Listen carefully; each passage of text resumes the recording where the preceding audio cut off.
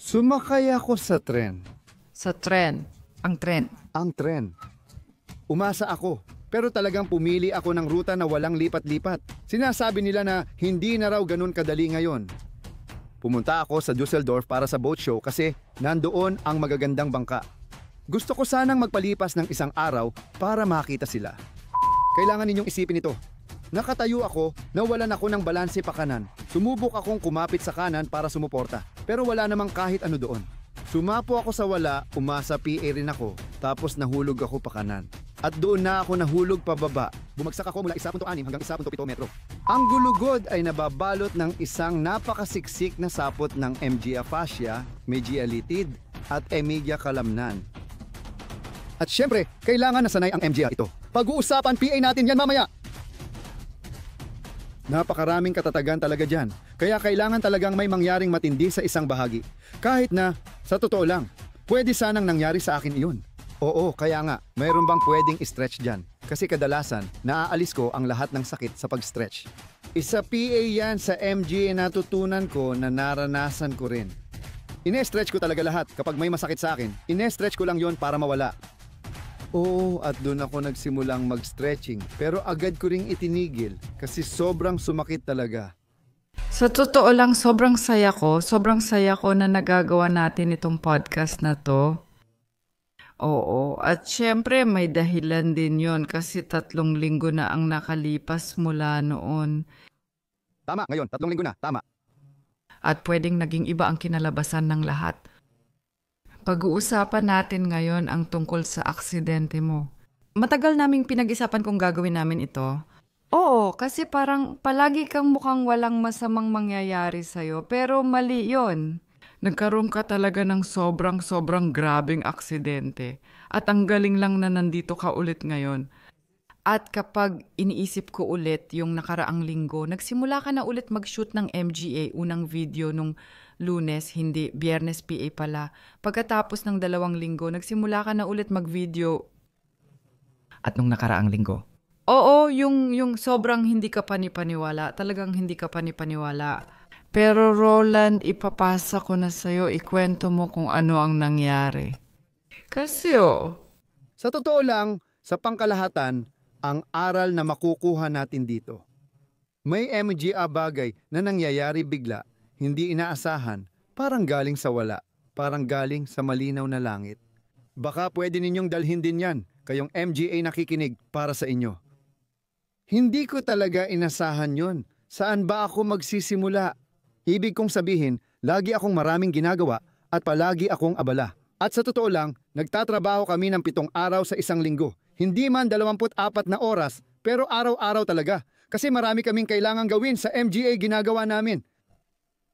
At yung minsan na gumagawa ako ng exception talagang kumuha ka ng isang araw para sa sarili mo. Talagang inasam mo yun, Diyos ko. Oo, may pinagmulan ang lahat ng ito. Kasi mahilig talaga ako sa MGA Water Sports. At nagawa na natin ito. Naaalala mo PA ba? Noon sa Pransya, 30 taon na ang nakalipas. Yung maliit na bangka na yon. 20, 30. May inflatable boat PA nga tayo noon.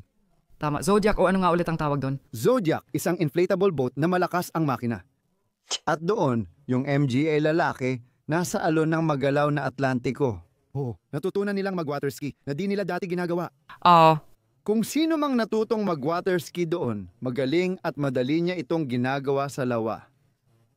At doon, nagkaroon din kami noon. Isang katamaran, isang maliit na katamaran ang nagkaroon kami. Para sa MGA lalaki, di ba? Oo, at hindi lang para sa MGA lalaki. Nandoon din ako noon. Oo, pero maliit lang yon. Hindi ko rin makakalimutan yon. Ilang taon na ang MGA lalaki noon. 8 at 6 o 9 at 7. Parang ganon. Naalala ko rin yun ulit. Parang hindi na siya nakatayo sa dagat noon, no? Oo, hindi siya literal na nakatayo sa dagat. Paglalarawan lang yon. Ang paglalarawan ko. Ang katamaran ay MGA bangka na may 2 katawan. Pwede mo rin itong makita minsan, pero hindi ko alam kung paano natin yon. At malapad ang MGI yon, kaya hindi basta-basta natutumba. At ang saya nilang sakyan. Sa totoo lang, ayokong patagalin PA to kasi hindi naman ito ang kwento, kundi panimula lang. Tama. Umabot sa puntong yung 2 bata, edad 8 at 6 o 7 at Siyam, hindi ko na rin alam kung kailan yun. nasa tubig sila gamit ang katamaran. Siyempre kita PA rin mula sa Pampang. At doon sila naglayag, naglaro sa hangin. Umabot sa puntong inikot nila ng 45 degrees. Ibig sabihin, yung isang gilid ay umangat talaga mula sa tubig at pumasok sila na naka-45 degree. At lahat ng MGA Frances noon, sa tabing dagat, naaalala ko PA. Talagang namangha sila, ang galing, ang astig ng ganon. Oo, pinanood talaga nila yon. Habang lumalapit ang MGA lalaki, lalo naging halata na MJ bata lang pala sila. Pagkatapos, sobrang pagod na sila kaya yun lang ang ginawa nila sa water sports. At matagal din akong nag-kite surfing. Kailangan ko talagang balikan kasi matagal na mga 3 taon simula nung huli kong ginawa. Basta mahilig talaga kami sa tubig at mahal ko ang MGA bangka. Mahilig ako sa MGA bangka at gustong manood ng MGA ito. Tuwing nasa pantalan ako, naglalakad at pinagmamasdan ko ang MGA bangka. Sobrang mahal ko sila. Ngayong taon, naisip kong mag-day off kahit isang araw. Sa tingin ko, 10 taon na mula nang huli ko itong ginawa. Hindi ko na maalala. Oo, nagbabakasyon kami minsan. Pero yung ganito, kahit wala si Petra. Nag-empake ako ng backpack, nagbaon ng pagkain, at sumakay ako sa tren. Sa tren. Sa tren, umasa ako pero pinili ko talaga ang ruta na walang lipat-lipat. Sinasabi nila, hindi na raw ganong kadali ngayon. Pumunta ako sa Dusseldorf para sa boat show dahil nandoon lahat ng magagandang bangka. Plano kong maglaan ng araw para makita ang MGA iyon at ginawa ko nga, ang saya talaga. Nag-usap kami sa telepono paminsan-minsan at ikinuwento ko kung ano ang MGA bagong nangyayari at iba PA. At pagkatapos sa tingin ko, MGA 1:00 o 2:00 na ng madaling araw, MGA ganun.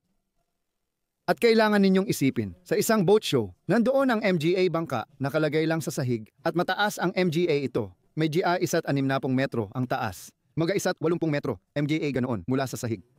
At doon, gumagawa sila ng MGA plataforma at sa tabi ng MGA platapormang iyon, nakatayo ang MGA bangka. At pwede kang umakyat sa plataforma gamit ang hagdan. Tapos pwede kang pumunta sa bawat bangka at sumakay doon. Madalas, nakatalikod ang likuran ng MGA iyon sa plataforma, kaya pwede kang dumiretso at sumakay mula sa likod. At gusto kong tingnan ang isang bangka na nasa gilid ng plataforma. Ibig sabihin, hindi ka pwedeng dumiretso mula sa likod, kundi kailangan mong umakyat mula sa gilid sa likurang bahagi. Isang piraso ng hulihan. Tinatayang 50 sentimetro, siguro o 60 sentimetro ang lapad, wala namang problema. Pagkatapos, aakyat ka sa bangka mula sa likod na gilid, tapos pakaliwa papunta sa bangka. Normal lang talaga. Wala ka namang dapat isipin na kakaiba. At tinitingnan ko na yung bangka. At talagang nakatutok ako doon. Pero may kaunting taas na pagitan sa pagitan ng plataporma at ng ibabaw ng bangka. At doon, medyo naipit ako ng kaunti pero hindi naman grabe. Hindi naman talaga ako nadapa. Medyo naipit lang ako. Sa gilid ng mata ko sa kanan, may nakita akong nakatayo. Akala ko dati ay kabinet o haligi lang iyon. Naglakad lang ako, hindi masyadong nag-isip at gusto ko ring sumandal doon. Naabot ko iyon pero karton lang pala, wala akong nahawakan. Oh, at pagkatapos ay naging masama na ang nangyari. Alam mo, ilang beses ko nang iniisip kung paano nangyari at ngayon unti-unti ko nang nabubuo ang kwento. Isipin nyo, nakatayo ako tapos nawalan ako ng balanse pa kanan, sinubukan kong kumapit sa kanan para sumuporta pero wala namang mahawakan doon. Hinawakan ko ang wala, pero umasa PA rin ako. Nahulog ako pa kanan. At doon na nga ako bumagsak pababa. Mga 1 metro at 30 sentimetro ang binagsakan ko pababa. At ako, ang bilis lang talaga ng MGA pangyayari. Nagpanik ako. Natakot ako na baka tumama ang ulo o mukha ko sa baba. Parang tumalon ng ulo sa tubig na walang laman. At nung nasa ere na ako ng medyo pahilis, instinct ko na itulak ang kaliwang paa ko, yung kanan kasi nasa ere, pababa na. Tapos, hinila ko yung kaliwang paa ko para magsabay sila. Gusto ko kasi na parehong paa ang sumalo sa pagbagsak ko. At siguro, kahit papaano, magiging hindi PA rin komportable, pero kontrolado ko naman sana. Bigla kong inunat ang paa ko, kaya nagulat ako.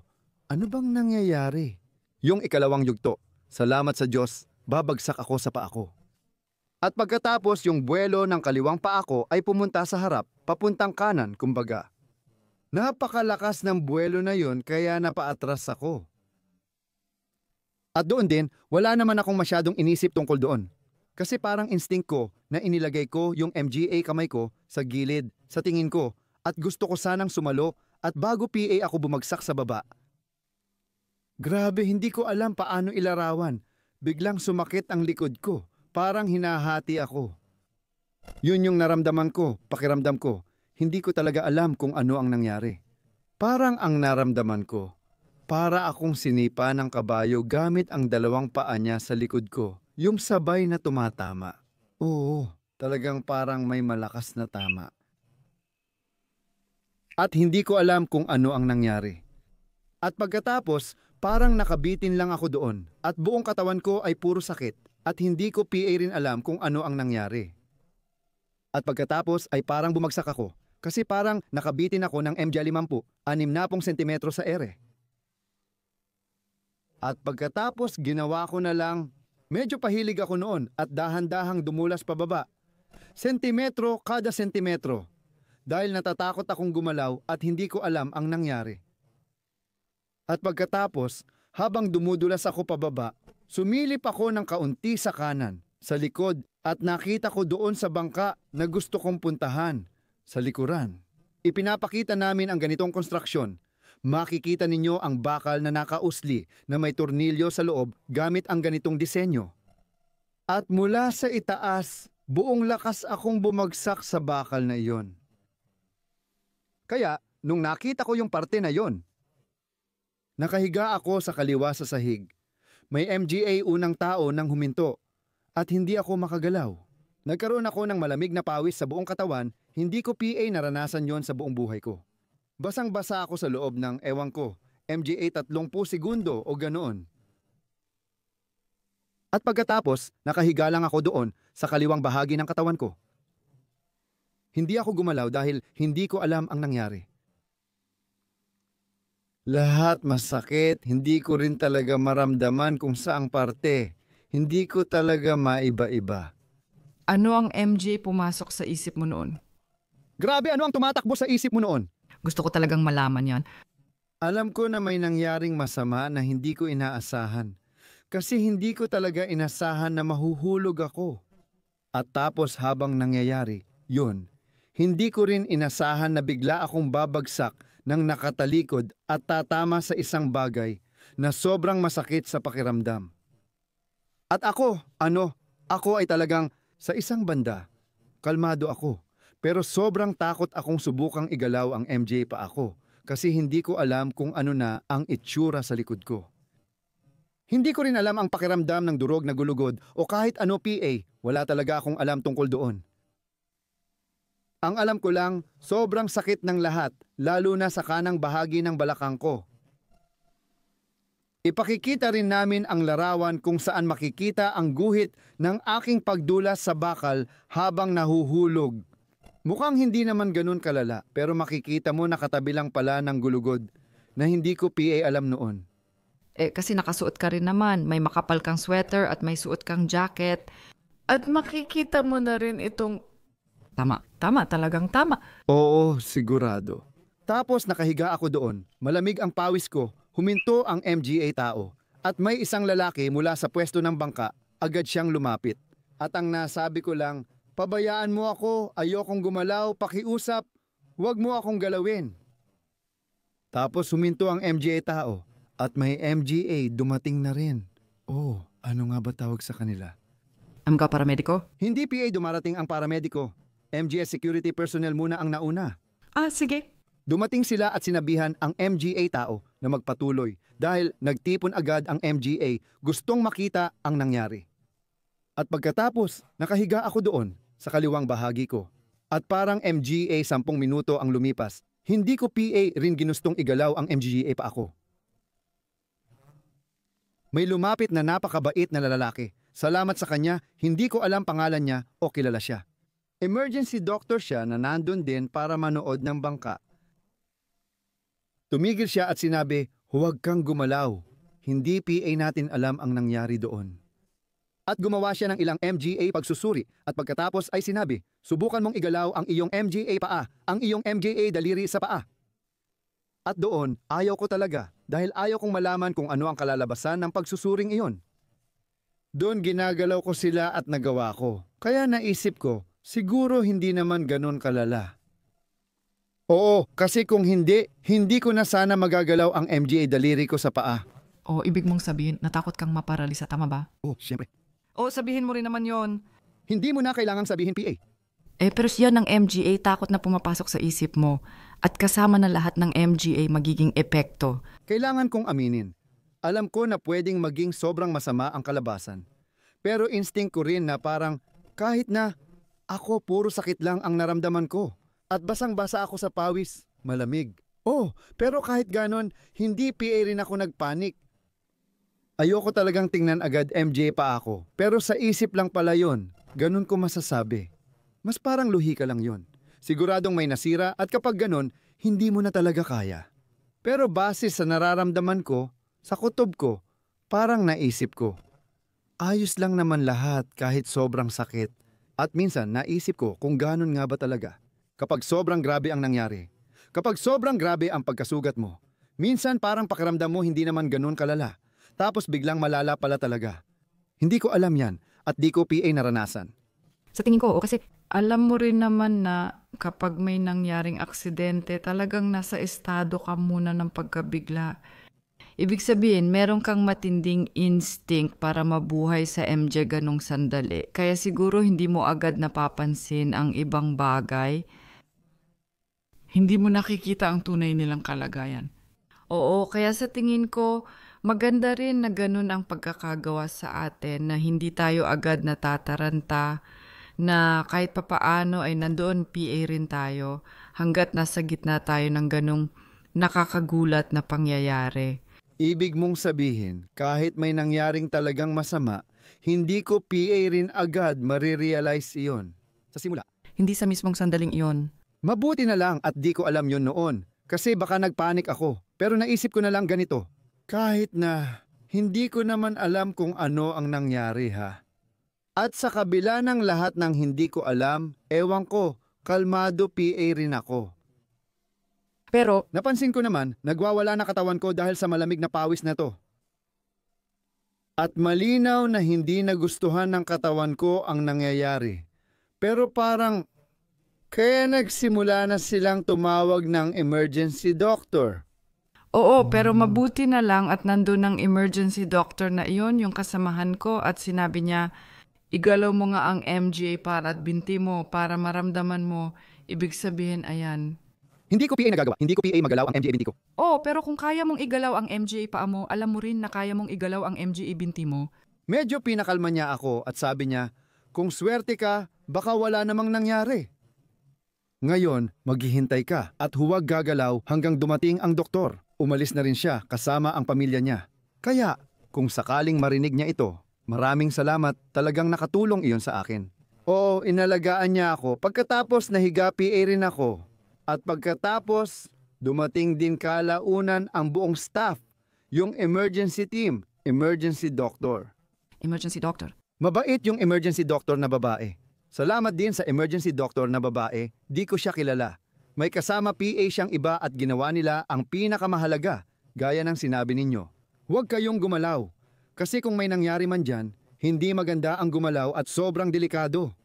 Kaya nanatili muna akong nakahiga. At pagkatapos, nagsagawa sila ng MGA pagsusuri mula sa presyo ng dugo at iba PA. Sinabi nila sa akin ang lahat. Sabi nila, ayos naman daw ang lahat. At tinanong nila kung may MGA dati na akong sakit at iba PA. Sinabi ko, hindi. Umiinom ba kayo ng alak? Hindi. Naninigarilyo ba kayo? Hindi.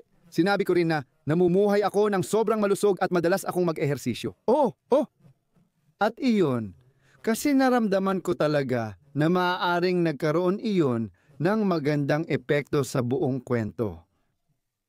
At pagkatapos ay sinabi niya, oo, ito ang talagang agarang ideya ko, ang mungkahi ko.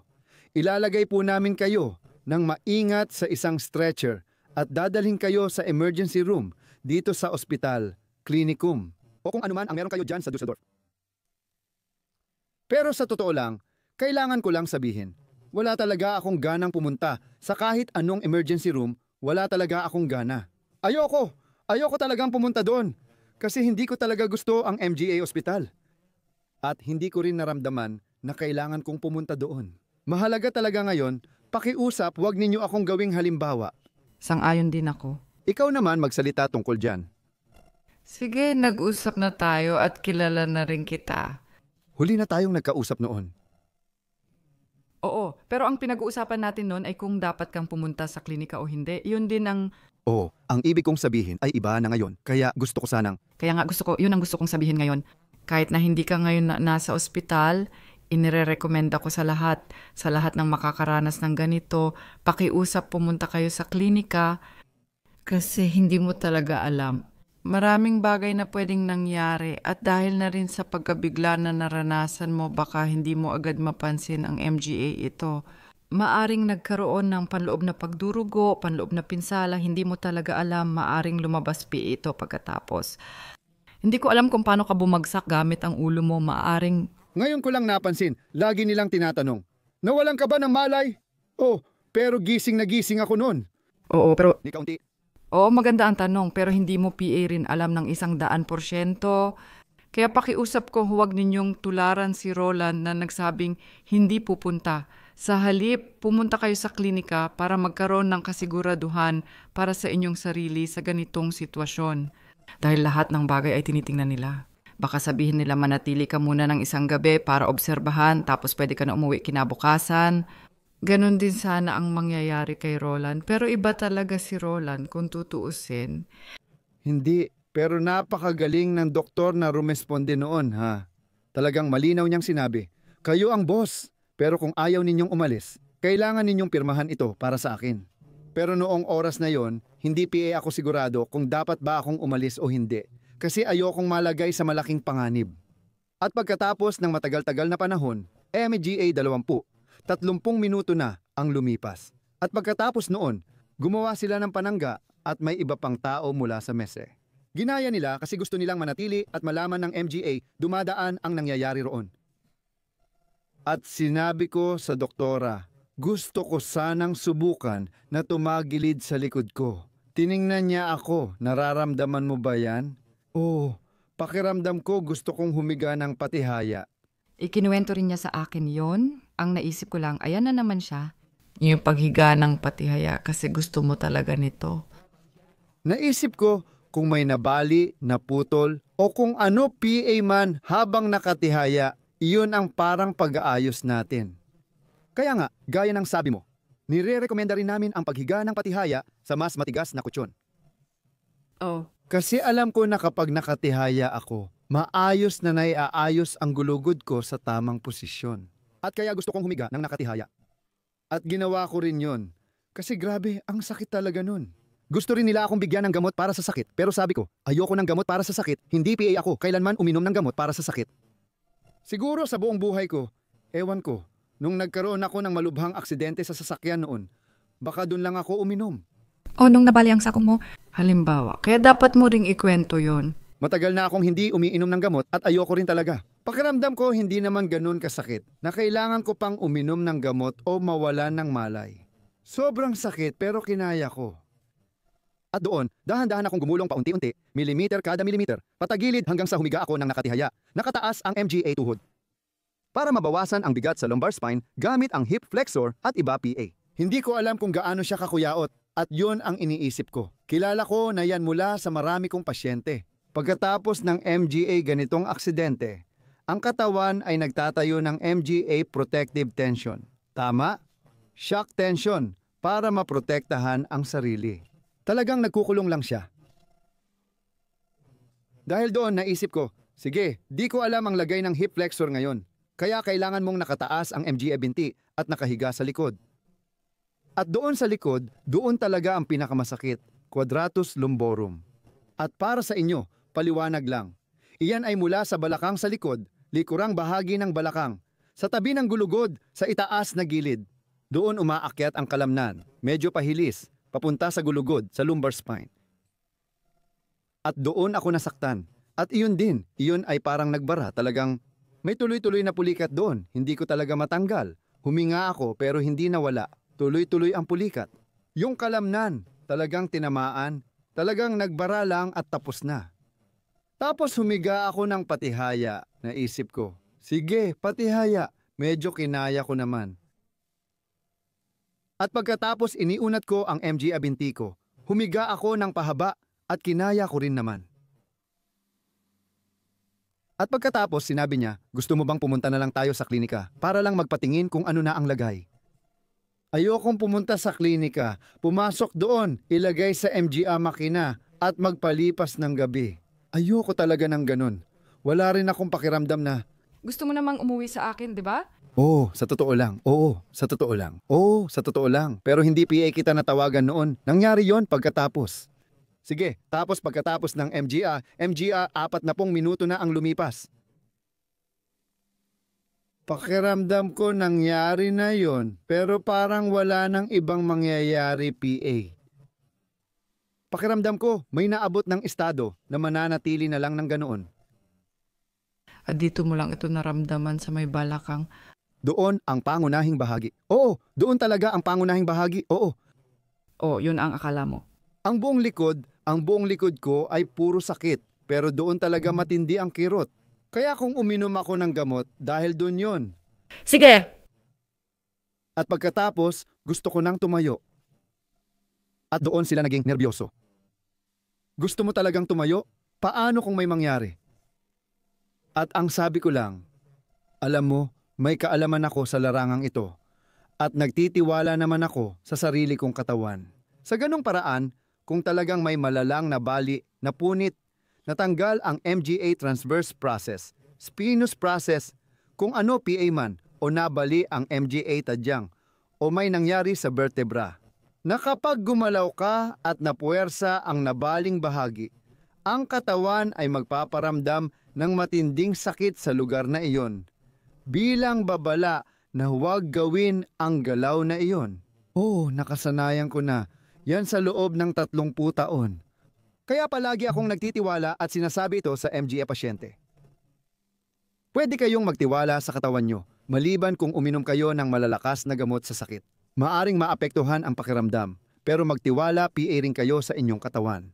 At iyan ang palagi kong ipinangaral, libu-libong beses na, di ba? At nangyari ito sa akin mismo, nasa isip ko na ito. At sinabi ko noon sa doktor ng emergency, sa doktora, sa tingin ko po, kung may malala talagang nangyayari sa katawan ko. Hindi na ako makakagalaw. Hindi na ako makakatayo. Susubukan ko na lang po kung okay sa inyo. At sabi niya, hindi niya maintindihan. Pero ako raw ang boss. At sa isang banda, baka kilala rin niya ako. Hindi ko naman alam ang lahat ng iyan. Wala rin namang pakialam. Hindi kami magkakilala, pero baka kaya niya tinaasan ang bilang. May karanasan din naman ang lalaki sa sakit. Hindi ako naniniwala. Hindi ko alam, hindi ko rin alam. Kaya maaring kilala ka niya pero paulit-ulit din niyang sinasabi. Una, ikaw ang boss, maaring kilala ka talaga niya.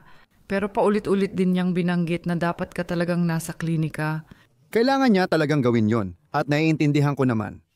Tama? Dapat niyong laging sabihin sa akin yan. Oh. At sa loob-loob ko natutuwa ako. Sa loob-loob ko natutuwa talaga ako na hindi niya sinabi, alam niyo, kung gusto niyo man o hindi, ako ang responsable at maghahatid sa kanya ngayon. Hindi ko rin masisiguro na hindi talaga mangyayari iyon. Hindi ko alam. Kaya anong sumunod na nangyari? Oo, pagkatapos ay tumayo ako. Siguro MGA 10 minuto rin yon sa tingin ko. Pero tumayo PA rin ako. Mas masakit lahat kaysa nung nakahiga ako. Pero tumayo PA rin ako. Nakatayo ako, kailangan kong gumalaw-galaw, hindi ako makapirmi ng tahimik. Sa palagay ko, napansin din nila, tumayo na siya. Hindi ka rin nawala ng malay kasi nangyayari yon kapag hindi mo na talaga kaya. Tapos tinawagan na kita at sinabi ko, kilala na ni Petra ang MGA ganitong tawag. Ayoko sa kanya. Kapag may tumawag, Petra, huwag mag-alala, walang masamang nangyari. Huwag kang masyadong mag-alala. Huwag kang masyadong mag-alala. Naalala ko, PA. Maikling kwento lang. Isang araw, si Petra ay nakaupo sa klinika. Sa oras ng konsultasyon. Sa oras ng konsultasyon. At ang panganay kong anak na si Raul, ilang taon na siya noon? 13. Hindi ko alam, MJ 12 siguro o ganun, 12, 13. Mga ganong edad, tumawag si Petra. Mama, huwag kang mag-alala, huwag kang mag-alala, walang nangyari, huwag kang mag-alala. Walang nangyari sa amin, totoo mama. Ano ang nangyari? Yung bunso kong lalaki, sumakay siya sa kotse ni Petra sa bakuran.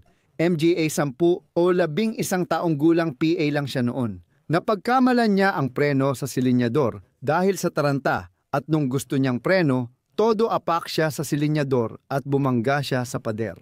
Salamat sa Diyos, walang nangyaring masama. Kotse lang ang nasira pero okay lang. At yung MJ tawag na ganito, nangyari na rin yon ng ilang beses habang tumatagal. Siguro MJ, 6-7 beses. At ikaw noon. Ginaya ko noon si Raul. Oo, tumawag ako noon. Petra, manatiling kalmado, walang nangyari, ayos lang ang lahat. At siguro doon ay bigla kang nakaramdam ng hindi maganda. Oh. Sige, doon nga. Kasama si Petra, nag-usap kami tungkol doon. At ano ang sinabi mo sa akin? Hindi ko na maalala kung ano ang sinabi mo sa akin. Sinabi mo na sa akin na sa tabi ng gulugod mo, sa balakang baywang at sakong na bahagi, parang may nararamdaman ka doon. Doon din nagsimula. Oo. Doon nagsimula. Tama. Oo. Noong una, hindi PA masyadong napapansin. Dahil sa ingay ng paliligo, natabunan iyon. Talagang kakaiba, oh. Oo, tapos tumayo lang ako at naisip ko rin, siguro wala namang masyadong nangyayari. Alam ko rin mula sa karanasan, pag-uusap sa MGA doktor, at kay Egbert na isang surgeon kung paano nila dinadala ang MGA tao matapos ang aksidente sa sasakyan. At kung ano PA ang hindi PA rin nasisira, kahit na mas malala PA ang MGA nangyayari. Oo, na ang gulugod at ito ay mahalagang impormasyon din para sa inyo. Ang gulugod ay balot ng isang napakasiksik na sapot ng MGA fascia, MGA litid at MGA kalamnan. At syempre, kailangan ng MGA ito ay sanay o naiensayo. Babanggitin PA natin ito mamaya. Pero napakaraming katatagan talaga dyan. Kaya kailangan talagang may mangyaring matindi sa isang bahagi.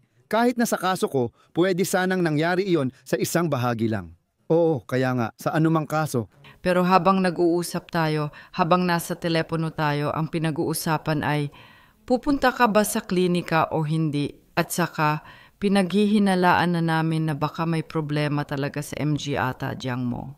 At pagkatapos kong suriin ang ilang bagay sa'yo at kilalang kilala talaga kita. Tinatanong lang sa telepono. Baka akalain ng iba kinatok talaga, hindi lang sa tawag. Sige, tinanong lang. Malinaw sa akin na nagkaroon ka ng balis sa tadyang o matinding pasa sa tadyang.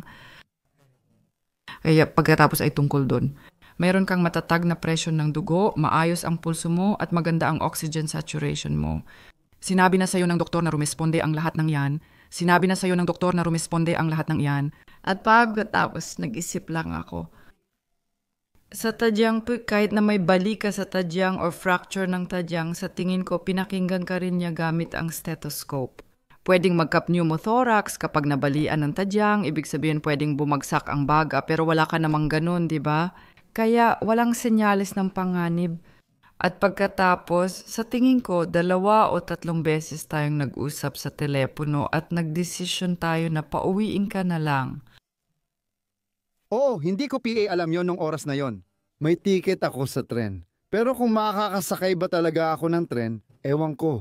Iba rin naman ang nangyari, sa totoo lang. Tapos, sinabi ng doktor na dumating. Sige, tinawag siya kasi may nangyaring sunod na insidente. Bigla siyang kinabahan, tapos tinanong, handa na ba? Gusto niyo na bang pumunta sa klinika? Sabi ko, hindi ako pupunta at pinirmahan ko PA iyon. Doon inayos ang MGA papeles para matiyak ang kaligtasan ng babae at iba pang kasali. Pero sa pagkakataong ito, maraming salamat ulit sa lahat ng MGA taong nag-asikaso doon dahil talagang napakaganda ng ginawa nila. Naramdaman kong inalagaan ako. Tapos umalis na sila at ako na lang ang naiwan doon. May parang sofa na inilagay para sa MGA tao. Kaya lumipat ako doon. Ganun mo dapat sabihin. Unti-unti, hakbang-hakbang. Hindi naging madali ang umakyat sa hagdan kasi nahulog ako pababa. Kailangan ko ulit umakyat sa entablado ngayon. Umupo ako at hinintay lumamig ang paligid. Naisip ko rin, sasakay ka ba ng tren pa uwi ngayon? O paano? Pero kung ganoon, dala-dala ko PA ang backpack ko at hindi ko naman kayang buhatin. Kaya tinulungan nila ako. At pagkatapos nagpasya ako na magpasundo na lang pauwi, hindi na sumakay ng tren, kundi magpasundo na lang pauwi. At iyon nga ang ginawa ko. Inalagaan nila ako at isinakay sa kotse habang nilibot ako sa loob ng Mesigalande, mula sa unahan hanggang sa pintuan, kung saan dumating ang isang Uber para sa akin. At sinabi ko lang sa kanya, pakibuksan ang seat heater. Pero hindi ako makapasok sa harap. Kailangan kong umupo sa likod at sa likod walang seat heater. Pero buti na lang, dinala ko ang aking down jacket, dala-dala ko iyon at pagkatapos ay pinilit kong makapasok doon. Ganoon talaga. At nakiusap ako sa driver na huwag masyadong mabilis sa MJ Kurbada at huwag biglang mag-accelerate. At kapag lubak-lubak, dahan-dahan lang ang takbo. At ganun namin tiniis ang biyahe mula Düsseldorf papuntang Bad Homburg. Halos ganun na nga. Sumunod naman siya, MGA 90 o 100 lang ang takbo at naging maayos naman. At paminsan-minsan, dahil nagutom din ako, naisip ko, kapag nagugutom ka, magandang senyalis din yon. Tama! Pagkatapos, bumaba PA ako sa isang hintuan, bumili ako ng makakain. At palagi akong masaya na makaupo lang at hindi na kailangang gumalaw. At sa ganung kalagayan, ako dumating dito. Salamat sa Diyos, dumating ka rin. Mga 6:00 ng gabi, agad akong lumabas. Oo, at talagang sobrang nagulat ako nun. Bakit? Kasi ikaw, para sa akin, parang kulay abo ka nun. As in, kulay abo talaga. Sige. At natim ko, Diyos ko, anong nangyayari sa'yo? At hindi ka PA lumabas ng taxi. Bumaba ka na parang isang matandang lalaki. Kaya, nahihiya rin ako noon. Alam ko yon, pero hindi naman iyon ang mahalaga ngayon. Kasi ang kwento magiging sobrang-sobrang sweet nito ngayon. Lumabas ka ng kotse na parang isang matandang lalaki, tapos naglakad ka ng sobrang dahan-dahan at maingat. Pero malinaw sa akin, hindi ka talaga gumalaw buong oras. Kailangan mo munang igalaw ulit ang katawan mo ng normal. Pagkatapos, pumasok ka na rito at umakyat ka na ng hagdan at nagsimula ka ng maglakad ng mas normal. Sige. At pagkatapos ay sinabi ko, Roland, alam ko ayaw mong uminom ng gamot para sa sakit pero may mungkahi ako sa iyo ngayon dahil kung makakatulong ang gamot na ito para sa sakit, malalaman din natin na magiging maayos ang lahat. Dahil kung talagang matindi, hindi talaga nakakatulong ang isang ibuprofen na 400. Oo, binigay ko yon sa'yo at sobrang kakaiba talaga. Pagkalipas ng kalahating oras, sa itsura mo PA lang parang bumalik ka na sa dati. Rolaad, ang ingat-ingat mo nga. Oo, sandali, naglalakad ka talaga ng maingat. Oo, pero kahit ganun, bumalik na ulit yung dati mong dating. At habang naghihintay tayo, tinawagan din namin si Egbert. Paliwanag lang, si Egbert ay mabuting kaibigan at masigasig na gumagamit ng therapy natin sa Austria. Dr. Egbert Ritter. Oo, tama. Kumusta Egbert kung nakikinig ka man?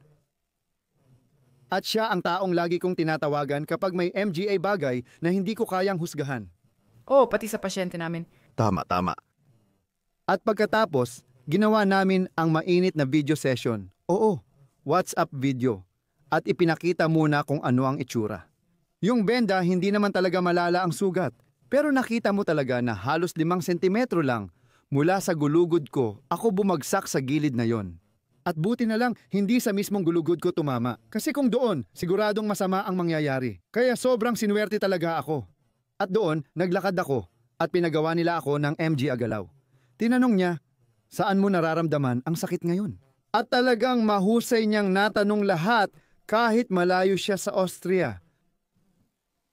Sabi niya, Roland, alam mo siguro ang maaaring mangyari. 2-3 tadyang ang nabali at baka pati MGA transverse process. Nabali? Oo. Kahit sabi niyang nabasag lang, pareho lang din. Sa huli, sobrang higpit kasi ng balot nito. At ang pinakaimportante sa akin, sabi niya, wala kang pakialam kung may nabali, nabasag o may napunit. O kung may pasalang. Oo, kasi wala ka namang magagawa. Kailangan mo lang talagang maghintay hanggang gumaling ito. Tinanong ko siya kung dapat ba akong pumunta sa Frankfurt o Bad Homburg. Sabi niya, kung gusto mo, syempre, agad-agad, mas ligtas din yon. Sabi niya, pang-akademiko lang daw iyon. Tama. Oo, para lang malaman. Oo, at hindi naman ako baguhan sa larangang ito. Marami na akong nakilalang MGA tao na nabalian ng tadyang o nagkaroon ng pasa sa tadyang. At ang alam ko lang, minsan mas masakit PA ang pasa kaysa sa bali o pagkabali ng buto. At alam ko rin na tumatagal ng 6 hanggang 8 o hanggang 10 linggo bago muling makagalaw ng normal ang MG at tao. And naisip ko, sige, kailangan lang ni Roland na humiga, umupo. Parang pilit na pahinga. Alam ko na yan. Ilang beses ko na rin naranasan. Kaya feeling ko nakakabaliw din talaga. Sobra na naman ang ginawa ko. Pero sa totoo lang, parang hindi patas para sa akin. Oo. Kasi parang sa pilitang pahinga na naman. Nagpahinga ako at sinubukan ang ibang bagay kahit isang araw. Pero talagang karapat-dapat ka naman dun. At kahit ganoon, sa araw na yon may nangyaring ganito. Sinasabi ko lang, kailangan mo talaga yan. Minsan kailangan mo rin yan. At ang sabi, ayan, binigyan mo ang sarili mo ng isang araw na pahinga. Ngayon, bigyan mo naman ang sarili mo ng MGA 8 linggo na pahinga o ganoon. Pero doon, sa totoo lang, wala talaga akong ganang gawin yon. Pero sa kabilang banda, kaya ko namang tumayo, MGA 2 o 3 minuto. Oh, tapos kailangan ko na namang umupo, laging ganon. Tama. At napansin ko rin yon. Umupo ka nga pala sa sofa, sa may sulok. Naglagay ako ng unan sa sofa, tapos parang nakahiga na rin ako habang nakaupo. Naging ayos naman at matiis ko na. Oo, sinabi mong ayos lang. Yung sakit sa likod ng balakang, yun talaga sobrang tindi PA rin nun. Oh, yun din, yun. Lahat ng yun, Nabuo yun sa paglipas ng MGA araw. Sa una, 1, 2, 3 araw, kung saan ako rin. Tapos, masasabi ko talaga, paano ko ba sasabihin? Sa loob ng 20 taon, halos di ako nagkasakit. Marami kaming kinalaman sa sakit. Nagpapagamot at tumutulong kami sa MGA tao. Naisip ko, salamat Diyos, naranasan ko ang sakit ngayon. Wala namang masama, gagaling din ito. Pero para maranasan mo rin ang nararamdaman ng may sakit. At para doon din, lagi kong sinasabi, uminom ng gamot sa sakit kung kailangan, pero huwag gawing palagian o permanenteng solusyon. Pero mararamdaman mo rin kung paano nakakasakit ang MGA maliliit na bagay na ito. Na kahit papaano ay gumaan ang pakiramdam ko, kahit kalahating araw lang, maganda na rin karanasan yon. Oo, kaya nabago talaga nito ang pananaw ko tungkol sa MGA gamot sa sakit. Hanggang ngayon, sinasabi ko na hindi dapat gawing pangmatagalang solusyon yan kung di maiiwasan. Oo, hindi dapat basta-basta inumin yan ng matagal. Pero kung pansamantala lang, okay lang. Tinanong ko si Petra, doktor ko, kung sisirain ba ng minsang inom ang tiyan ko. Sabi niya, kalimutan mo na yan. talagang nakakabaliw. Oo, may ibang tao nga na umiinom niya ng maraming taon. Kaya ako, naging mas relax na ako pagdating sa painkillers. Pwede bang ganun? Maganda rin yan. Pero ang isa PA, sinabi ni Egbert, so Roland, bukas, ibig sabihin linggo, doon sana mangyayari. Pakiramdam mo ay sobrang sama, talagang masama ang lagay mo kasi sasakit ang buong katawan mo. At meron PA akong nag-set din ako ng alarm sa gabi kasi gusto kong makasigurado na walang nangyari kay Roland ko. Wala kaming na-miss kasi hindi kami pumunta sa klinika. Tinitingnan din kita paminsan-minsan, hindi mo naman napansin kasi ang himbing ng tulog mo kahit nasa kabila ng lahat. At paggising mo kinabukasan ng umaga, lumapit ka sa akin tapos lumapit ka sa akin. Papalapit, nakatayo na ako noon at tinanong kita, kumusta ka na? Kasi inisip ko, hindi ka makakatayo, ikaw ay umuungol sa sakit, ganun ko inisip ang lahat ng iyon. Nakatayo ka lang, naalala mo ba sinabi mo sa akin? Nakalimutan. Nakalimutan mo ba? Ayos naman talaga ako. At sinabi ko, ano? At sabi niya, masakit dito sa likod, pakitingnan mo ulit, dun sa kaliwa, sa likod ng balakang, baywang at sakong doon. Tama, lalong lumala yung bahagi na yon. Sobrang sakit at dun din sa likod ng balakang. Pero baka gumaan na rin ito. At naisip ko lang talaga, hindi ako makapaniwala. At doon ko lang talaga naisip na ang buong buhay mo hanggang sa puntong iyon ay siguradong may kinalaman sa naramdaman mo nung umagang iyon. Kasi alam mo, hindi na talaga ito lumala PA. Yung sakit na yon sa balakang, baywang at sa kung ibig sabihin baka nabali mo ang 2 o 3 tadyang o kaya naman ay matindi ang pasa mo. Palagi kong nararamdaman na parang may masakit na butas doon. Ganito ko siya inilalarawan. Bawat 2 araw, tumatawag ako kay Egbert. Masakit na butas. Kapanapanabik. Oh, yun talaga. Naramdaman ko. Hindi ko narinig yan mula sa'yo ngayon. May butas doon na masakit. Oh.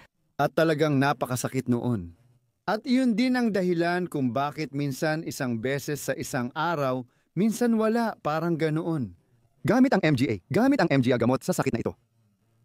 Oo, noong una 2 beses kang uminom sa isang araw at para sa akin ay ayos lang iyon. Pero ang nakakatuwang bahagi, at doon gusto ko ring balikan at pag-usapan PI yon. Totoo naman na nung unang linggo halos hindi ka rin nakapagtrabaho. Unang beses ko ulit magbasa ng nobela, matapos ang 30 taon, binigyan kasi ako ng anak ko. 3 nobela? Ilan ang natapos mo?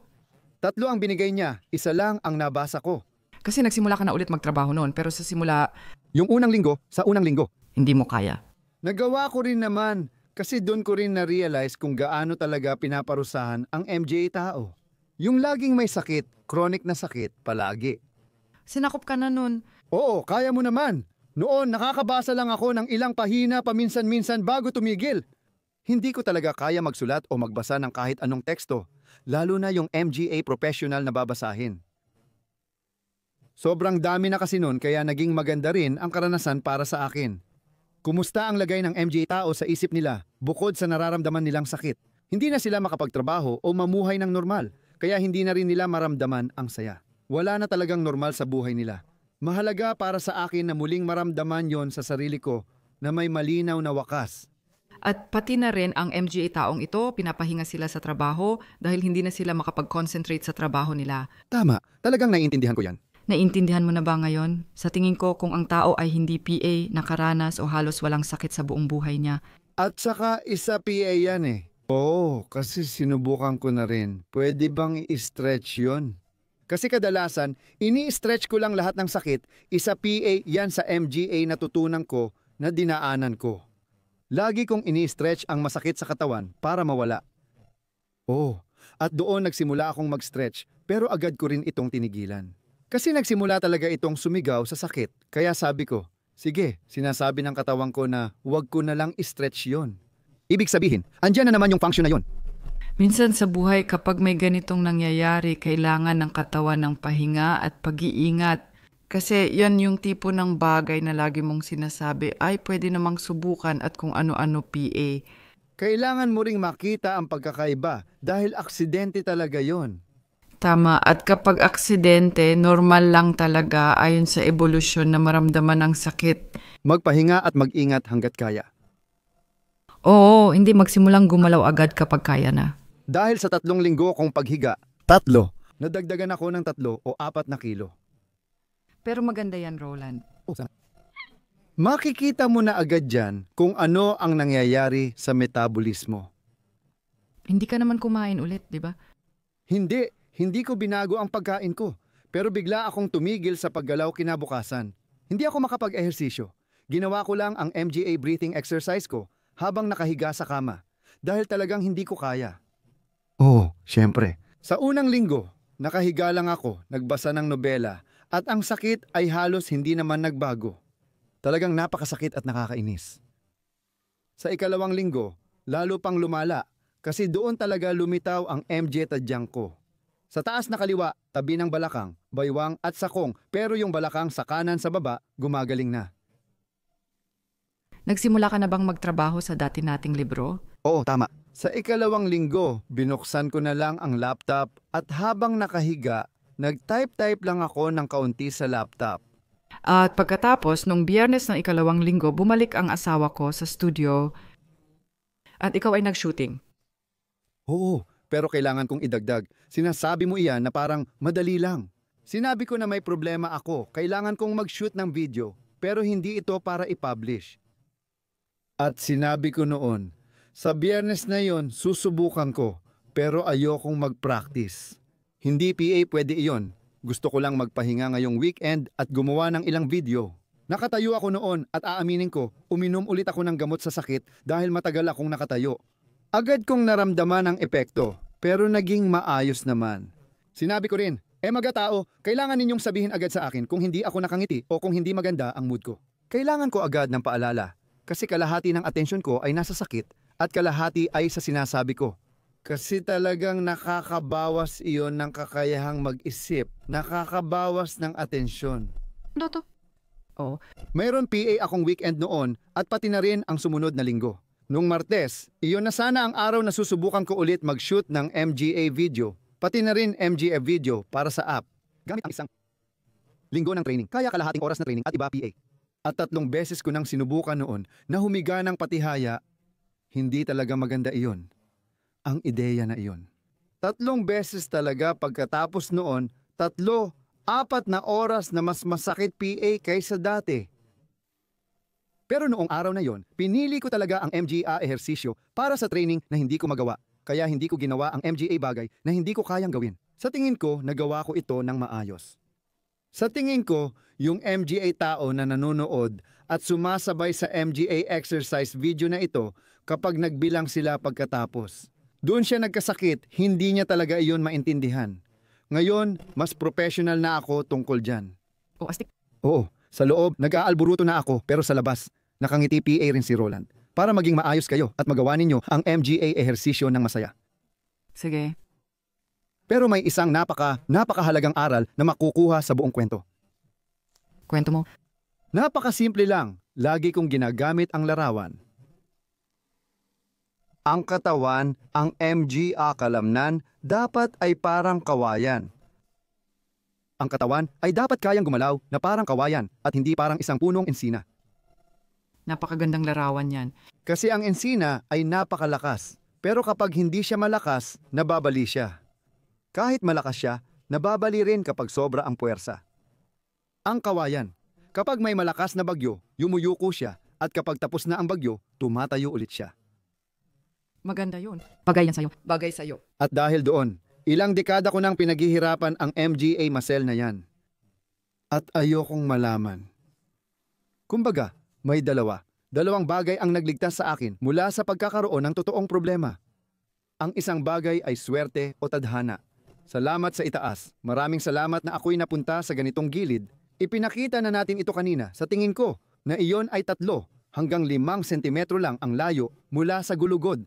Dahil kung ang gulugod ko mismo ang tumama sa bakal na gilid na iyon. Oo, hindi ko na iniisip iyon. Siguradong hindi iyon magiging maganda. Siguro ay nanatili na lang ako sa Dusseldorf, baka mas matagal PA.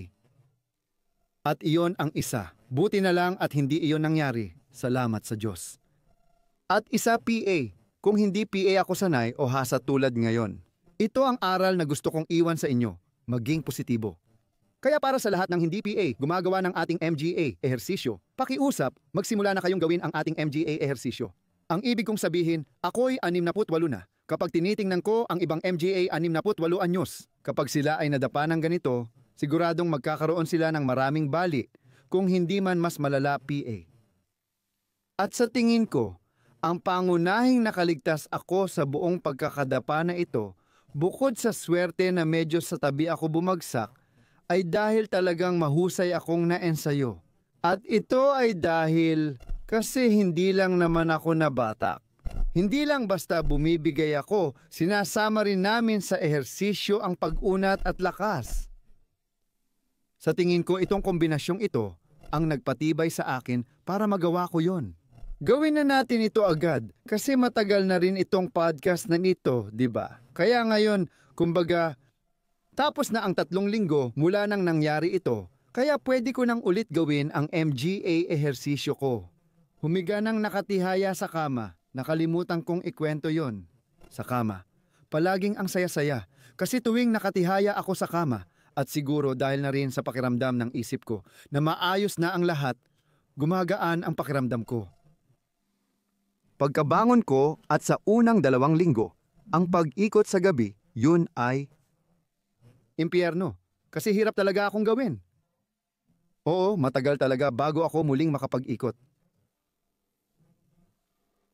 Kung iisipin, 3 araw na akong nagsimulang mag-shoot ng video mula noong Martes. Sigurado akong nitong nakaraang 3, 4 o 5 araw, mas mabilis akong gumaan ang pakiramdam dahil gumagalaw na ulit ako. Naniniwala rin ako. Naniniwala akong gumagana na ulit metabolismo ko.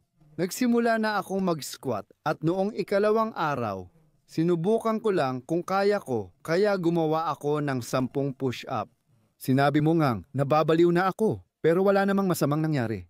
Oo, pero sumakit din naman sa'yo pagkatapos. Oh, totoo yun, pero hindi naman yun masama nangyayari. Pero wala namang pagbagsak o kung ano mang ganun. Hindi naman ganon, pero talagang hindi makatwiran yon. Hindi, kasi para sa akin, sobrang mahalaga talaga na makita kung ano PA ang kaya kong gawin. Pero sa totoo lang, kung gusto nyong may matutunan mula sa aksidente ko, sana gawin nyo. Gawin ang MGA ehersisyong to para maging flexible at malakas ang katawan nyo. Ang MGA kalamnan, nasanay ng ganito. Iba talaga ang pagtandaan nyo kapag ganun. At ang ibig kong sabihin, gusto ko PA itong ipagpatuloy ng matagal-tagal PA. Tingnan natin kung ano ang itinakda ng tadhana, kung hanggang kailan ako papayagan. Oo, pero sa tingin ko, kapag nagsimula ulit ako sa MGA ehersisyo, 3 linggo lang naman akong tumigil, kaya PA. Pagkatapos, mabilis akong babalik sa dati kong antas at itutuloy ko lang ito. Kasama nun, ang layunin na palagi rin naming binabanggit sa app na sinasabi naming gusto naming makamit ang 99 o kung anuman ang itinakda ng bawat isa. Maglaro ng football at magbisikleta at sumayaw kasama ang MGA apo. Ayokong magbanggit ng numero dahil palagi naman akong masaya. Oo, narinig ko na pwedeng pumili ang bawat isa. Oo, pero sige lang. Pwede rin namang sabihin sa ibang paraan. Gusto natin, habang tumatanda tayo, mas maging malaya tayo sa sakit at mas maliksi. Oo, at posible naman yun. Pero ang natutunan ko ngayon, ang MGA aksidente talaga ay malaki ang epekto. At kapag naging mas malala PA, tapos na ang MGA plano mo. Tama, at dahil dyan, sa tingin ko may 2 bagay na pwede ninyong matutunan at siguradong dadalhin din namin. Lalo na siguro si Roland na palaging iniisip na hindi siya matitinag. Ang buhay ay pwedeng biglang magbago ng direksyon o tuluyang matapos, kaya para sa akin mahalagang mamuhay araw-araw na may pasasalamat. Dapat din maging maingat at mapanuri. Maging mulat, yun din ang gusto kong sabihin. O maging mulat at maingat. At syempre, lahat ng MGA sinasabi namin sa inyo sa bawat video, pati na rin ang MGA sinusulat namin sa lahat ng libro, ay subukan ninyong isabuhay para sa inyong sarili. Kaya napakahalaga talaga ng pagiging mulat at maingat. Kasi ako, talagang pinagsisikapan kong maging mulat. 24 na oras sa isang araw. Kahit natutulog, pwede kang mulat. Ibang usapan yon. Pero pag gising ka, siguraduhing mulat ka. At hindi ako naging mulat noong sumakay ako sa bangka na yon kasi nabighani ako sa bagong teknolohiya dahil ang ganda-ganda ng itsura nun. Hindi ako nasa sarili ko. Hindi ako mulat. Nasa bangka lang ako. At hindi sana nangyari yon. Kung ganito, ganyan. Oo, pero ayos lang. Kahit na ganun, para lang malinaw din sa akin ngayon. Kailangan nating magawa tayong dalawa. Kayo rin, kung gusto ninyo, na kahit ano ang gawin ninyo, dapat alam ninyo ang ginagawa ninyo. Sa totoo lang, kahit ano ang gawin ng isang tao o ng isang babae, dapat laging may kamalayan. Ibig sabihin, sasakay ako sa bangkang ito. Excited din ako sa kung ano ang makikita ko doon ngayon. Pero alam ko sa sarili ko na naglalakad ako doon, na may hagdan doon, na may bangin doon at iba PA. At ito ay isang pagsasanay. Ang pagiging mulat ay isang pagsasanay. Oo, sa tingin ko, ang ibig sabihin lang nito ay palaging ibinibigay ang focus sa kasalukuyang sandali. Oo, tama. Sa sandaling iyon, sa mismong sandali, ikaw ay mulat. Kaya hindi ka dapat nandito pero iniisip mo na agad kung ano ang mangyayari mamaya at kung ano-ano PA. Pero hindi ganun kadali kasi tayo ay tao rin naman tayo, mabilis tayong mag-isip at ang dami-dami nating iniisip at gusto nating malaman ang lahat.